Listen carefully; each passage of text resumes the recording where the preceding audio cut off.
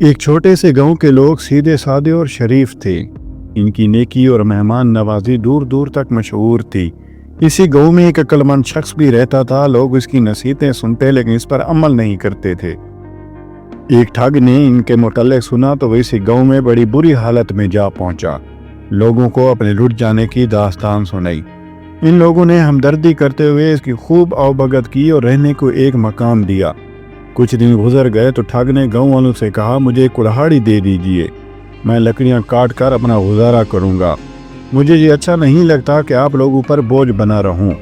لوگ خوشی سے راضی ہو گئے اور اسے ایک کلہاڑی دے دی۔ وہ کلہاڑی لے کر جنگل کی طرف چل دیا۔ سارا دن وہاں ایک درخت کے نیچے بیٹھا رہا اور شام کو کلہاڑی لیے خالی ہاتھ واپس آ گیا۔ لوگ بڑے حیران ہوئے اور پوچھنے لگے کہ خالی ہاتھ کیوں لوٹ آئے ہو؟ کیا کوئی خشک درخت نہیں ملا؟ ٹھگ کہنے لگا کہ درخت تو کئی تھے، لیکن جب میں ایک درخت کاٹنے لگا تو درخت نے مجھے کہا، مجھے نہ کاٹو، میں تمہیں بہت مالا مال کر دوں گا۔ میں رضامند ہو گیا تو درخت نے مجھے یہ ترکیب بتائی کہ اگر تم میرے کھوکھلے تنے کے ساتھ کچھ رقم رکھ دیا کرو تو دوسری صبح تمہاری رقم دگنی ہو جایا کرے گی۔ میں سارا دن وہاں بیٹھا اور اس پر غور کرتا رہا کہ جب تک آزما نہ لیا جائے درخت کے ساتھ یا جھوٹ کے متعلق کیا کہہ سکتے ہیں۔ لوگوں نے اپنی عادت کے مطابق اس پر یقین کر لیا۔ انہوں نے اس سے پوچھا، آزمایا کیوں نہیں؟